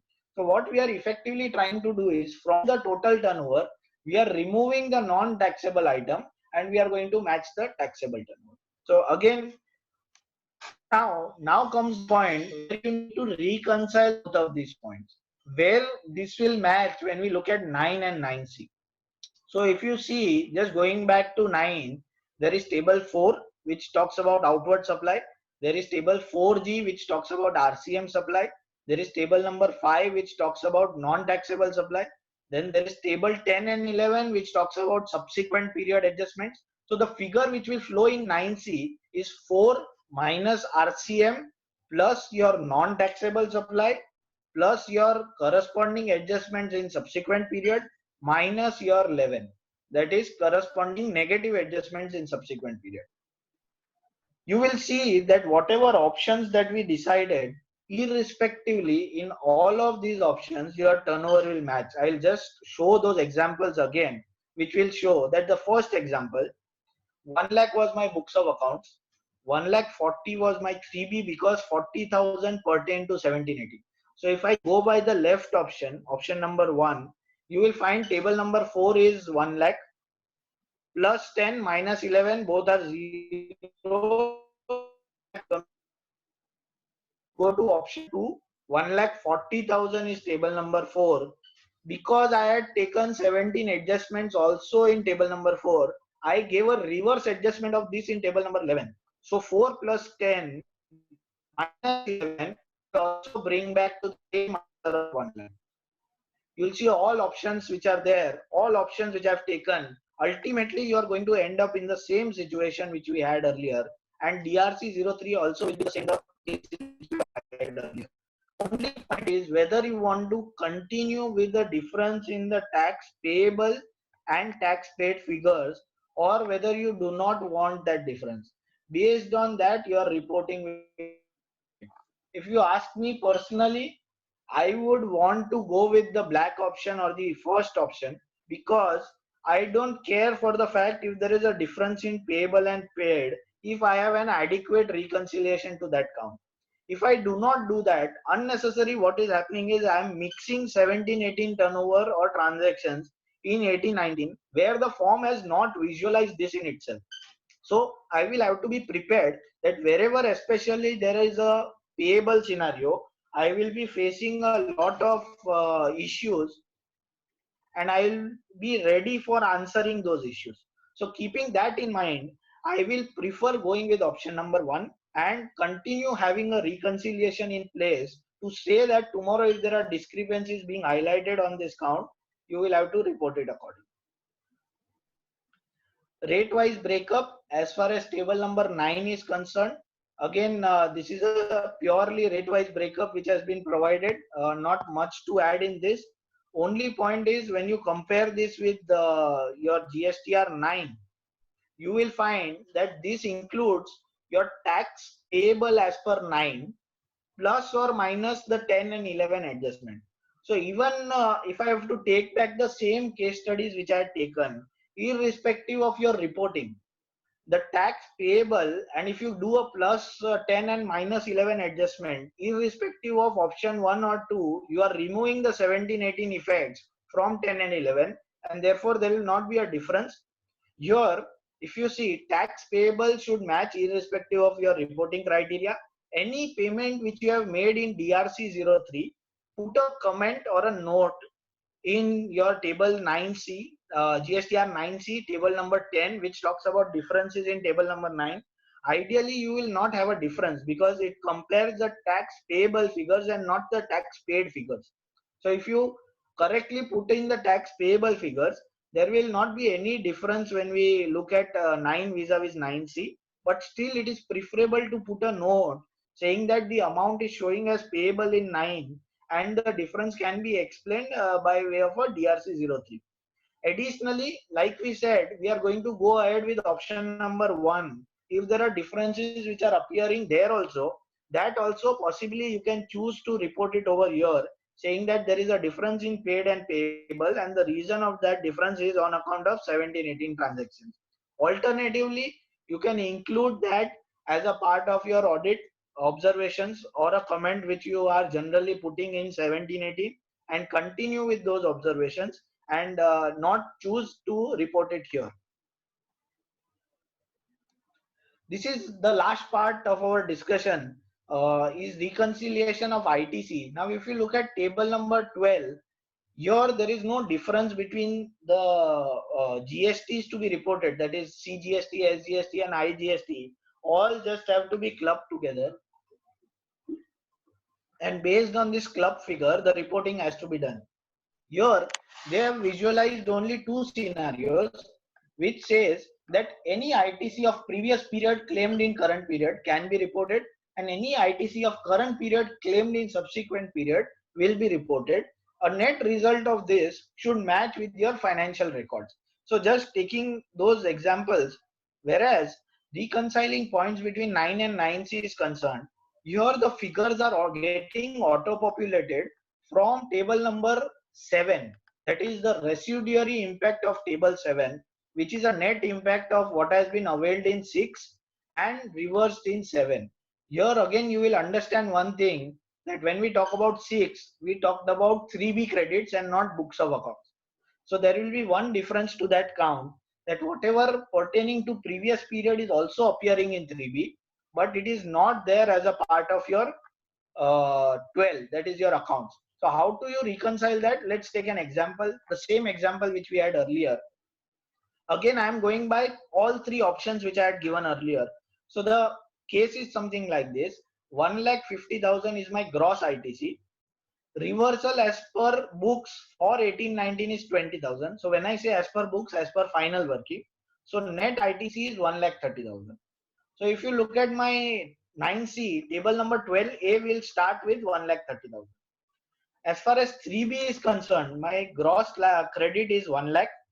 There is 30,000 credit pertaining to 17-18 and 70,000 credit pertaining to 18-19. At the same time, 18-19 credit which was claimed in 19-20 was 80,000. So left side, shows you the reporting in table number 9. Your table number 9, GSTR 9, table 6 will have to by default start with 1 lakh. Table 7 in option number 1, we said we will go by actual reversals irrespective of the period for which reversal was made. So here it goes back to 30,000. Then table number 8, which is nothing but an auto population of 6. Table 13 shows any credit pertaining to 1819 taken to 1920. So this is how reporting happens. As I highlighted earlier, when you have to compare this with the annual return or the audit 9C, it is a net result of 6 minus 7. So you will find here your starting point in 9C is 1,30,000. That is net ITC as per your books. 12B talks about any ITC of 1718 claimed in 1819. 12C talks about 1819 credit claimed in 1920. The net effect of three items A plus B minus C comes to 80,000. Here you will see there is a difference of 10,000. And the reason for this difference is 1718 reversal which has been reflected in table number 7. So therefore, if you choose that I want to report all reversals in table number 7, including 1718 reversals, then your 9C will show a difference. You will have to explain the difference, the reason for this difference, saying that this 10,000 pertains to ITC pertaining to 17. Second option, where we said that table 7 we will take to actuals, but we will continue to have reverse impact of 1718. So here if you see, my net reporting is only with respect to table number 6 and 7, and here you will find there will be no difference irrespective of the fact that in table 12 and 13 you have given a reverse effect to 1718 transactions. Third option, don't give any effect of 1718 and restrict your reversal only to 1819. As I said earlier, in my view, this was the most appropriate method of reporting, and I don't want to bring anything which pertains to 1718 here. Then this particular position you will find it matches with 9C also, and there is no need of a reason or a reconciliation which will be required. Part 14, table number 14, which talks about the reconciliation of ITC on an expense level basis. So a couple of clarifications which have been provided is, first, this is an optional table. So you can choose not to give details. Moment you choose not to give details, what will happen is there will be a difference which will appear, and therefore you might have to give a reason saying that this is an optional table, therefore the details have not been given. Or alternatively, you can add the entire amount in the purchase column itself, which will match with the ITC credit. Here they have said you have to give details only of those expenses on which ITC has been claimed and not all expenses.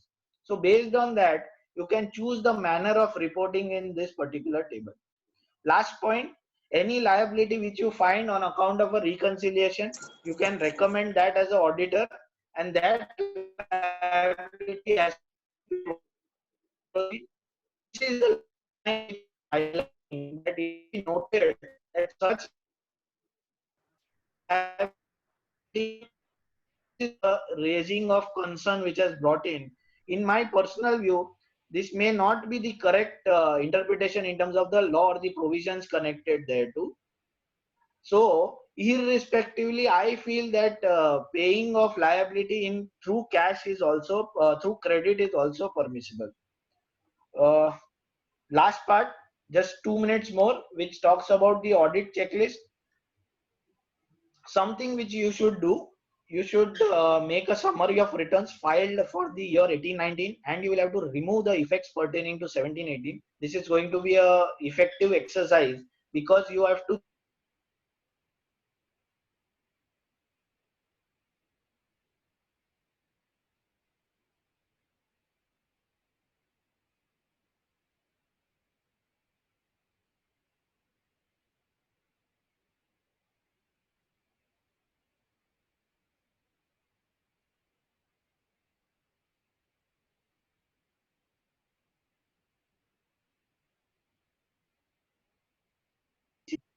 there are certain additional things which you can do.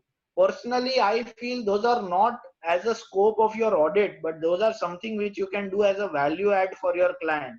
You can compare the GSTR 2A vis-a-vis the ITC claim, because this might have future repercussions. Similarly, you can do an e-way bill recoup, because from 1st e-way bill was made live. So you basis that you can also ask the client to prepare an e-way bill reco, so that you know that there can be future complications on this count. Decide on the scope of vouching, because COVID 2019, not really sure to what extent you are going to visit the client and when. So that is going to be a bigger challenge. And the documentation which you need to preserve, an engagement letter, a management representation, and the certification that you are going to take or you are going to do in as a part B of your GSTR 9C. With this, I would like to conclude my talk, and really would like to thank to the CA group for giving me this opportunity to speak on a very interesting topic of GST audit 2018-19.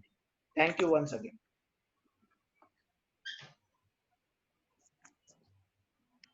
Thank you, Keval bhai. Am I audible? Yes, Yes, Alpesh yes. bhai. Yes, thank you, Keval bhai. It was a nice I hope presentations and a the knowledge sharing internet by was, you. Alpesh bhai, I hope Hello, internet was not that bad where it could broke. hello. Yeah, Alpesh small bhai. hiccup, small hiccups, Keval. Otherwise, it was Okay, everything was fine. perfect. Okay, Okay, thanks. yes. Keval bhai, it was a great thing. You have shared your knowledge and even it's helpful for us once we start rejoin our offices after the lockdown. And even people who are working from home could be helpful for them too. Before ending our meeting, there are few announcements. First announcement is that our next meeting is on company fresh start scheme 2020. It's a one-time or we say a lifetime opportunity taken up by company secretary Prajot Vaidya from Makaran Joshi's office on 5th of this May, Wednesday from 10:30 to 12:30. The Alpesh bhai, details will be shared. Alpesh bhai, we'll announce the meeting. There is some confusion in date. Okay. The detail will be announced very shortly. I request Himanshu bhai to take the formal vote of thanks for the speaker, and thereafter we'll take up the question answer sessions. Thank you, Himanshu bhai, Alpesh bhai. right to you. Yeah, thank you, Alpesh bhai. Friends, it is not the strongest that survives, not the most intelligent, but the most responsive to the change that survives. The members, we are united by common thread, which is common mission of pursuing learning. If not possible in the conference room, then via webinar. Friends, you all will agree with me. CA Keval Shah, in his simple and lucid language, cover his presentation. We are thankful to him for accepting our invitation and sharing rich knowledge on the subject and making our understanding better on the subject. I, on behalf of Mulund CA Group and on behalf of all participants present, propose hearty vote of thanks. And we are thankful to each and every participant for joining via webinar. Thank you. Back to Alpesh bhai. Thank you, Himanshu bhai. Is there any query raised by any participants? Can you share the screen to Keval ji? We have already shared the same to him on his personal channel. Keval bhai, can you share the list on the screen? Yeah, just a moment. Yeah, of course. Meanwhile, there was a You can correction that see. the meeting is on 6th. It is on 6th of May in the morning, 10:30 to 12:30. Yeah, Keval bhai, over to you now. Sir, you can see the screen. No, not yet. No. So you have to, I think, close one screen. Right now, your company details screen is open. Yeah, yeah. Can you see now? No.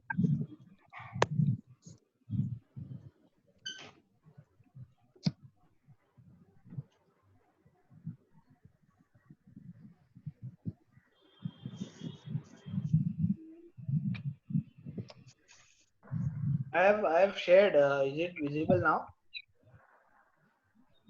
Not, I have a I think video we needs can to take the solve. question and no, So I we are will. not able to see that. Yeah, I think screen. I'm not sure. Share screen is not happening. So Yeah. Balaji has consolidated the queries and sent to me. I'll go by them. So first, the question is. One second. Yeah, the first Balaji. question is excess credit claimed in GSTR 3B.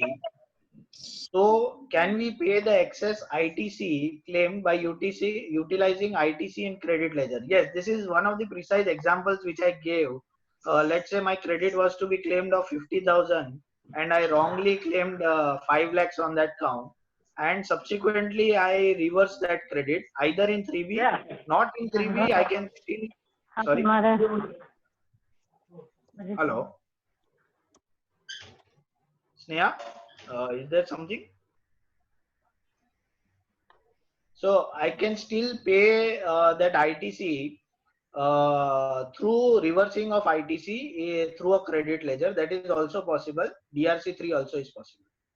Second question is tax on only paid as ITC instead of GST. So what should be done? Again, these are the issues which we had in 17-18 as well. Here, the correct option or the correct legal position would be refund of IGST, and you will have to pay back the CGST and SGST which has to be correctly paid. Your reporting in the annual return will have to be based on the correct taxation and not what was wrongly done in 3B. Third, suppose I have paid excess in financial year 18-19 and reduced that in 19-20. So should I report my liability excess in table 4 and show excess reversal in table 11? Yes, that is a correct way to report it. In fact, in my example, I think example number 3 was exactly on this point. Pertaining to 18-90, there was an excess payment and which was reported in table 11. Fourth, for 17-18 base was 3B. So what about 18-19 base? Is it 3B or 1? Again, what I would like to say is 17-18 or 18-19. My personal view is the base is not 3B. The base is my books of accounts and compare it with 3B. One has very, very limited relevance when we talk about the annual return, because one, I would say it's more for the purpose of matching and mismatching of credits. The base has to be taken as books of accounts in comparison with my 3B only. Next, is there a provision that liability cannot decrease in table 4 if edited, and in inputs it cannot be increased? That is to say, output can't be reduced and input can't be increased. I'm not very sure on the question. If somebody can repost this with a lot of clarity, I've not understood this question. I'll take up the next. If in 2019-20 only for only table 11 for reduction of turnover and GST liability 18-19 is reported, in that case how to show reduction of GST liability in table 14? That is a challenge. Negative reporting is not happening in table number 14. So you will have to report it as nil, but there is no other option. With the difference of form 4 tax payable and table 9 paid, whether the form will be uploaded? Yes, the form will be uploaded. In fact, in 17-18, a lot of you had filed payable returns also and filed a DRC3 subsequently. So even if there is a difference, the form will get uploaded. If we consider 18 adjustment and reduce from table 11, but table 11 says reduced. Yes, I agree. If you go by the actual nomenclature of table 10 and 11, probably 17-18 adjustment cannot come there. But what we said is we are going to give a reverse impact to that. So that is only way how you can report if you want to report the table 17-18 adjustment. Otherwise, I don't see a challenge. Otherwise, I don't see a reason why you should report 17-18. Next question is, even if subsequent ITC is utilized for DRC, there should not be a problem as it is paid with interest. This is, I would say, a very, very good question, because one of the examples which I gave is 18-19 payment through ITC of 19-20. First challenge is whether I could utilize this. The interest is a subsequent challenge. The first challenge is whether I can really use this. Take an example. I have an April month liability and I have May month credit. Can I use May month credit in April? So even if you, while going or filing your 3B, if you declare a liability in April, it will never allow you a May month credit. So that is where it may be a challenge when we look forward in this. But interest, of course, interest will be challenging because now there is an amendment which has been made to section 50 to say that interest should apply only when something is paid in cash. Something when paid by way of ITC, you will not be required to pay interest. So that is again both aspects you need to consider, and then based on that you will have to take a call. As per you, which option is preferable? I already said I would go with option number 1. I do not want any of the 17-18 adjustments to be taken in 18-19. 17-18 whatever done has already been done, and with regard to table number 10 and 11 of GSTR 9, one should consider amendments carried in 1 or 3B. I would personally feel that table 10 and 11 should not be restricted only to GSTR 1. It is more akin to any payment made. If reporting is done in 1 and payment is not made, and if you report it in 10, then probably you will not be able to make that payment. So somewhere I am saying that for the purpose of annual return, GSTR 1 is not relevant. You will have to look back to GSTR 3B only. That is what my personal view is. Somebody, Mayur Bhai, has said that negative figure can be accepted if you fill it online. Thank you for that update, Mayur Bhai. I have not tried that. Maybe someone can just check on that. There is one query which says e-way bill will not be prepared. If e-way bill is not prepared, what should we do?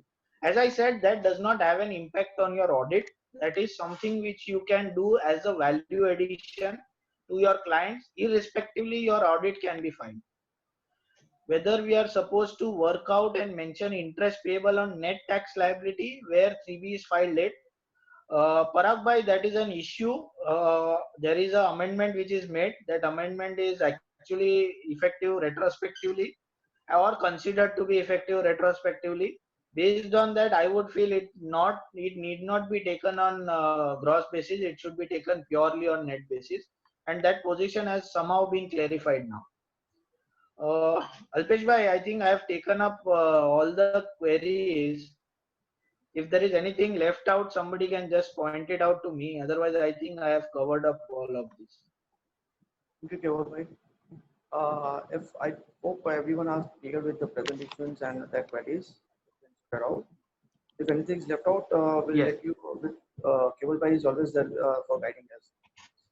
Thank you, Keval bhai. Alpesh Bhai, I have shared the presentation with you, and it can be Yes, sir. shared with the participants. Yes, sir. We are doing it right now. Thank you, Keval bhai. Thank you. Thanks, Thank you the so much. participants for that. Thank you very much. Thank you.